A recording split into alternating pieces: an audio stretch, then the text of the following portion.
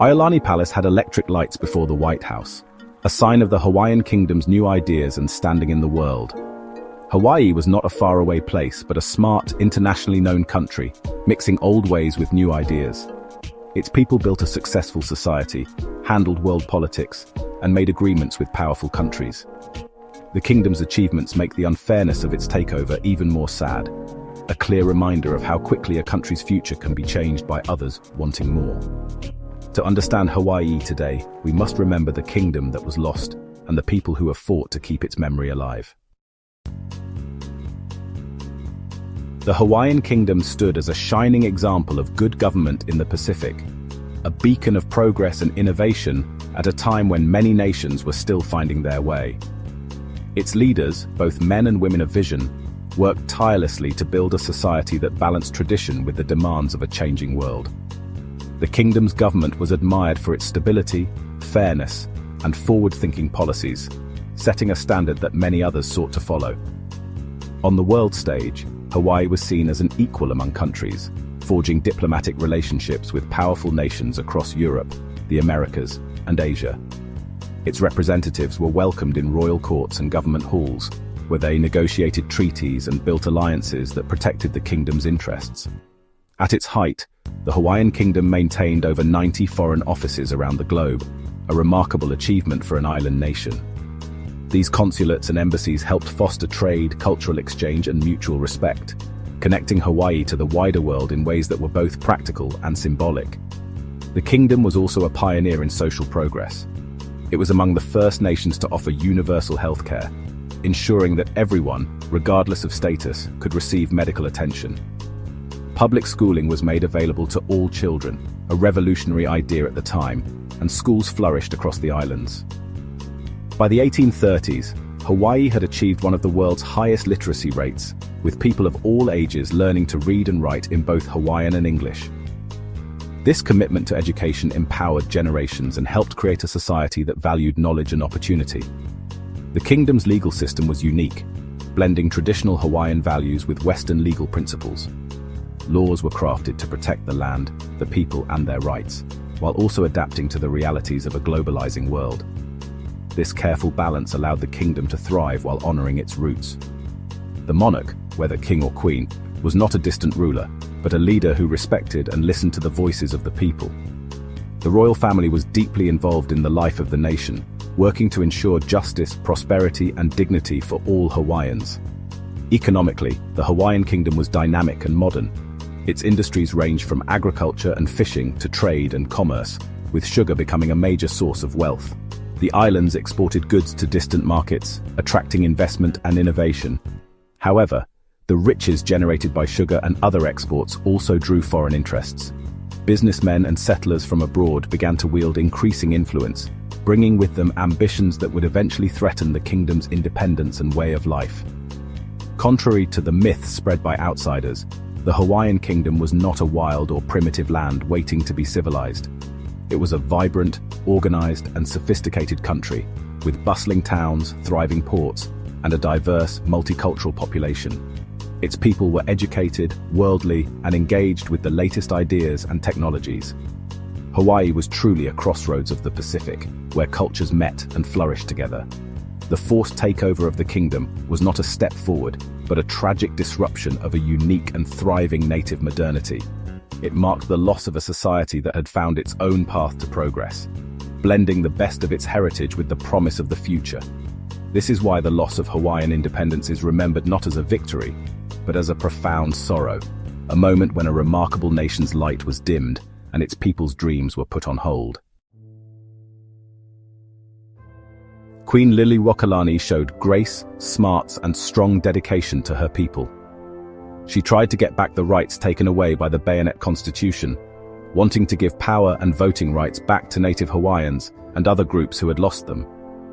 Her suggested laws were a response to her people's requests, not a grab for power. Liliʻuokalani's firmness made her a target for those who were afraid of losing their power, setting the stage for trouble.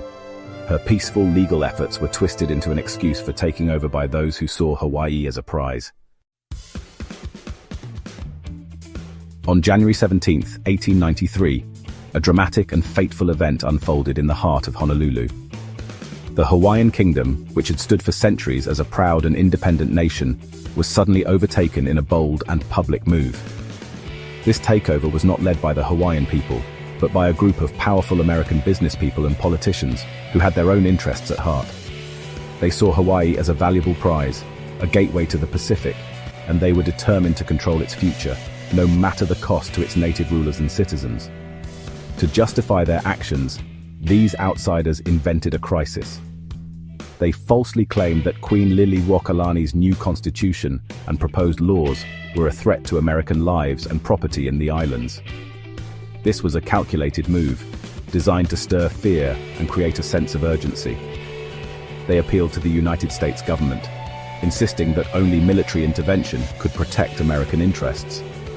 In reality, there was no real danger, just a desire to seize power from the Hawaiian monarchy and place it in the hands of foreign businessmen.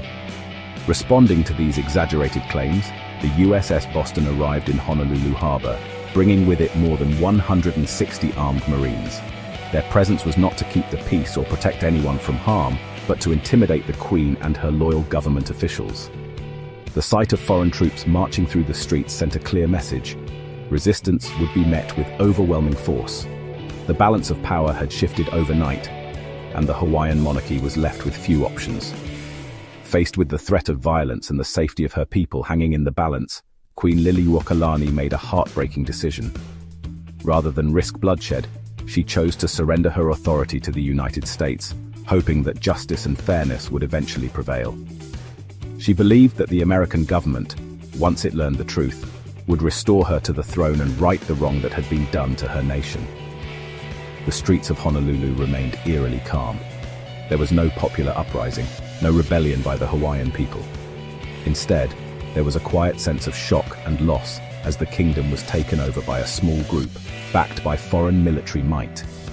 The people of Hawaii watched as their sovereignty slipped away, not through war, but through a carefully planned and executed coup.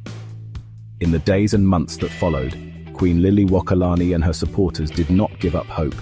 They wrote letters, signed petitions, and appealed to the sense of justice they believed existed in the United States. The Queen herself remained dignified and resolute, trusting that the world would recognize the injustice of what had happened and support her cause. But despite her efforts, the fate of the Hawaiian kingdom was ultimately decided far from its shores, in the halls of power in Washington, D.C., and among foreign diplomats. The voices of the Hawaiian people were drowned out by the ambitions of outsiders, and the legacy of that day would shape the islands for generations to come. The Committee of Safety, a secretive group of powerful men led by Lorin Thurston, played a pivotal role in the overthrow of the Hawaiian kingdom. Thurston, along with his close ally Sanford Dole, represented the interests of wealthy American and European sugar planters, who had grown increasingly frustrated with the Hawaiian monarchy's attempts to assert independence and protect native rights. These men, including Dole, were not just businessmen. They were political strategists who saw the Hawaiian kingdom as an obstacle to their economic ambitions. Their wealth and influence came from vast sugar plantations, and they wanted to ensure that their profits would not be threatened by new laws or a strong Hawaiian government. To sway public opinion, they launched a campaign to portray Queen Liliʻuokalani as a dangerous tyrant. Through newspapers and political cartoons, they exaggerated her reforms and painted her as a threat to stability, hoping to justify their actions to both locals and the international community. The committee convinced US Minister John Stevens that American lives and property were at risk, even though there was no real danger. Using these false claims, Stevens ordered US Marines to land in Honolulu, giving the plotters the military backing they needed. The arrival of the Marines was a turning point. Without this show of force, the committee's plan would almost certainly have failed. The Hawaiian monarchy still had the loyalty of its people, and the committee lacked any real popular support or legitimate authority. In reality, the Committee of Safety was a small, isolated group. They had no mandate from the Hawaiian people, and their power was entirely dependent on outside intervention. The government buildings stood empty as the true leaders were forced out by foreign troops. The presence of American soldiers in the streets of Honolulu sent a clear message. The real government was powerless to resist. The monarchy was effectively paralyzed, unable to defend itself or its people against this foreign-backed coup. Emboldened by the support of the US military, the plotters moved quickly. Their confidence grew as they realized that no one would stop them, not the Hawaiian people and not the international community. Sanford Dole, a key member of the committee, was swiftly installed as president of the new provisional government. This was not a government chosen by the people, but one imposed by a small elite with foreign backing. The US minister wasted no time in recognizing Dole's authority, lending legitimacy to the takeover, and signaling to the world that the United States supported this new regime. This was not a spontaneous uprising, but a carefully orchestrated act of foreign interference. Diplomats and businessmen from abroad played a direct role in shaping Hawaii's future, often ignoring the voices of native Hawaiians. The entire operation was designed to benefit a select group of wealthy businessmen and landowners who stood to gain the most from the end of the Hawaiian kingdom and the annexation of the islands. The wishes and rights of the Hawaiian people were completely disregarded. Protests and petitions were ignored, as business interests and the desire for control took precedence over justice and self-determination. In the end, the drive for more land, more wealth and more power led to the loss of Hawaiian sovereignty, a legacy that still echoes in Hawaii today. Hawaiians did not quietly accept the takeover. They organized, protested, and fought for their country to be brought back. The Hue Aloha Aina started a huge paper signing effort, getting over 21,000 signatures, more than half of the native people, against being taken over. These coup petitions were given to the US Senate, helping to stop the takeover agreement in 1897. Even with this win, the US went around the agreement process, taking over Hawaii by a shared decision in 1898 during the Spanish-American War. The Hawaiian people's wishes were ignored, and their country was taken by law, not by agreement. The takeover was a legal trick, not a democratic act. The stealing of Hawaii was now made official by American law. Being taken over marked the start of cultural and political stopping for Kanaka Maoli. The Hawaiian language was not allowed in schools, cutting off generations from their history. Shared land systems were replaced by private ownership, taking land from native Hawaiians and giving power to plantation owners. The islands became an important military base, changing society and the land. Becoming a state in 1959 offered no chance for freedom, and native Hawaiians were a small group in their own homeland. The lasting effects of losing land are seen in money differences, land fights, and the ongoing fight for fairness. Hawaiian thinkers like Haunani K. Trask remind us that the call for fairness and self-rule continues. The spirit of Onipa'a, staying strong, lives on in the modern Hawaiian self-rule movement. Today's movement is many different parts, joined by the search for fairness for the illegal takeover. The 1993 US apology resolution said the wrong was done, but offered no payments or putting things back. Action continues, from the yearly Onipa'a Peace March to protecting Mauna Kea, showing the movement's strength and determination.